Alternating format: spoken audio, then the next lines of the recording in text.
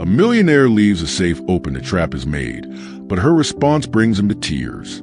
Before we continue this story, tell us, where are you listening from today? It was a cold and calculated experiment, harsh, nearly unbearable. In the stillness of a mansion floored with marble, beneath the glow of a dazzling chandelier, and to the rhythm of soft antique clocks ticking, the safe stood wide open in the office of a millionaire. Inside, bundles of cash were stacked like green bricks of temptation, glistening beside loops of gold and diamonds. He knew she would pass by here. He knew her schedule down to the minute. The man, Edward Harlow, a millionaire twice over, stood hidden behind the archway of the corridor.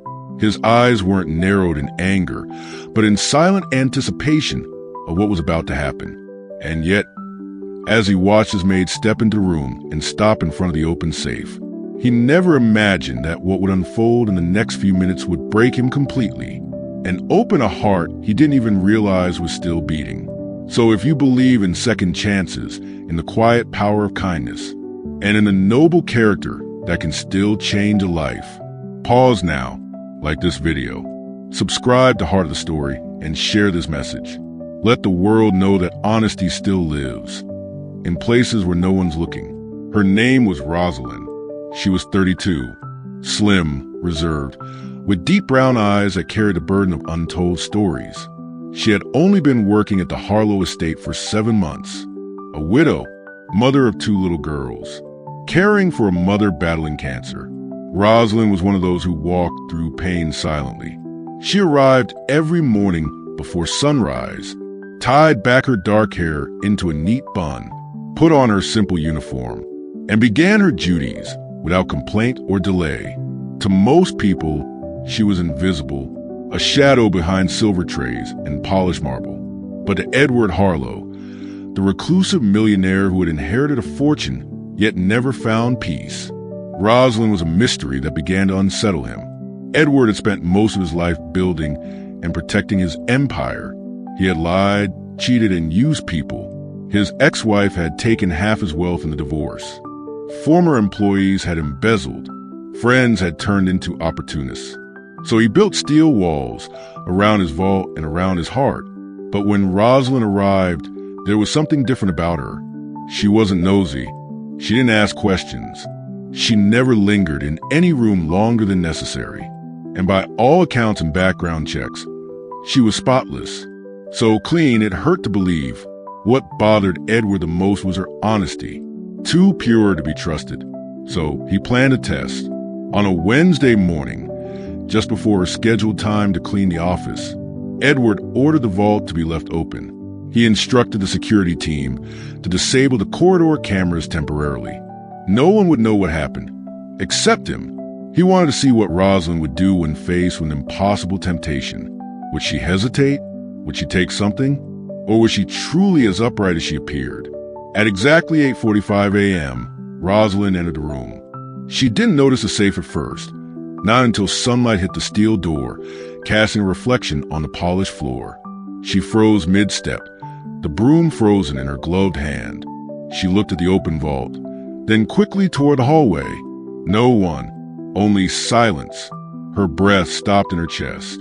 For a long moment, she stood still, staring at the open safe like she couldn't believe what she was seeing. Edward's heart pounded in his chest as he watched her slowly, hesitantly step forward. Her fingers hovered above the stacks of cash, but she didn't touch a single bill.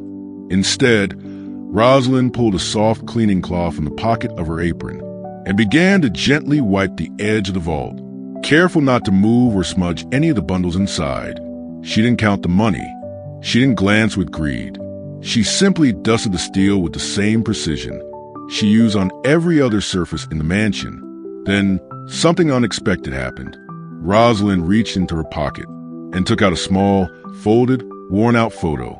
She looked again toward the hallway, as if to make sure she was alone, then placed the photo on the shelf beside the money. It was a picture of 2 little girls, probably 7 and 5, smiling beside a hospital bed. An elderly woman lay there, weak but smiling faintly. Rosalind whispered something, too soft for Edward, still hiding in the shadows, to hear. Then gently, she kissed the photo, tucked it back into her pocket, and quietly closed the door of the vault. Edward stepped back into the shadows, stunned. He didn't know what he had expected. Maybe a quick hand, a missing bill, a moment of hesitation. But what he saw was reverence and pain and love restrained. Exactly the kind he had forgotten existed. He turned and walked away before she could see him, tears welling in his eyes. That night, Edward couldn't sleep. The scene replayed in his mind.